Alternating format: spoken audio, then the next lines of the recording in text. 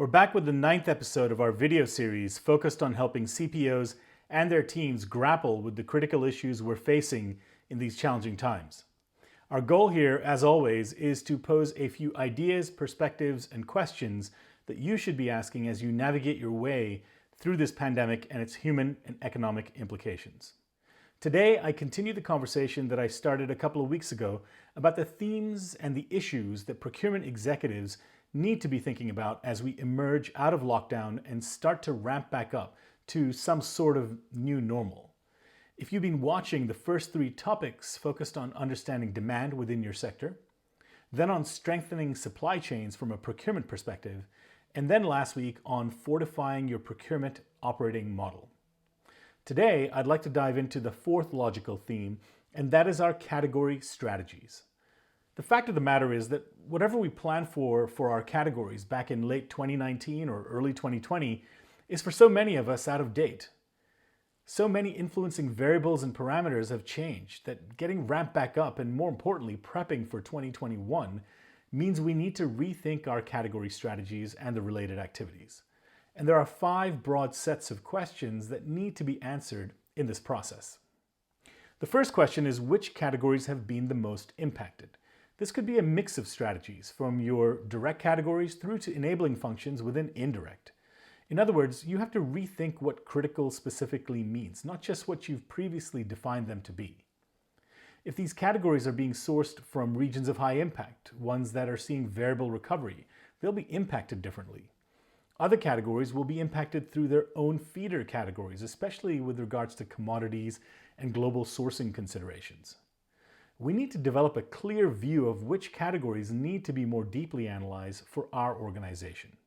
Question 2 is, how has the demand profile and supply market characteristics changed?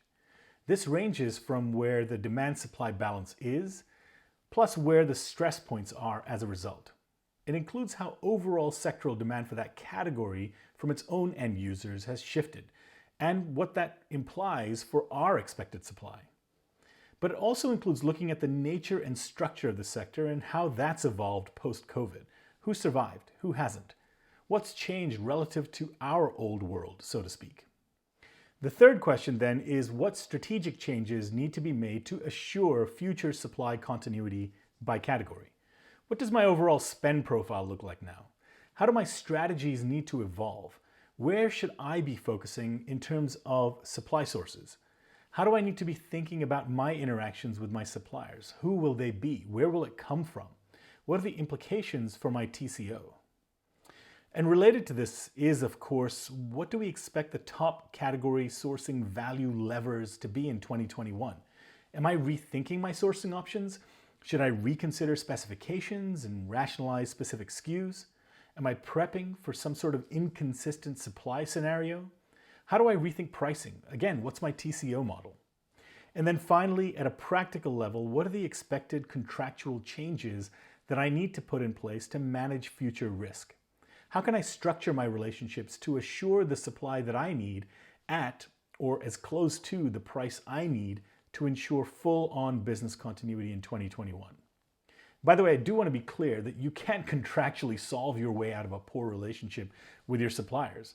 So while we do need to consider contractual assurance, having a solid, mutually beneficial win-win relationship, I know that sounds like a cliche, is something we need to consider, and it really needs to be a hygiene factor for us. I get that this can sound like a lot. It's essentially a rethink of our category strategies for this new normal. But that's really what's needed. The world has changed, and maybe for an interim period, maybe for longer. Through it all, though, we need to maintain supply and performance continuity.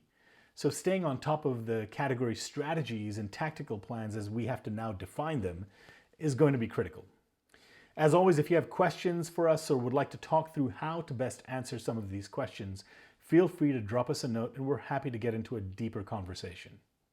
All right, that's it for this video. Be sure to check out our special COVID-19 site, which has plenty of data and analysis for you to access. You may be watching this video on the site itself, but if you're watching this on LinkedIn or YouTube, you can access it via the link above or below, depending on where you're at. Stay safe.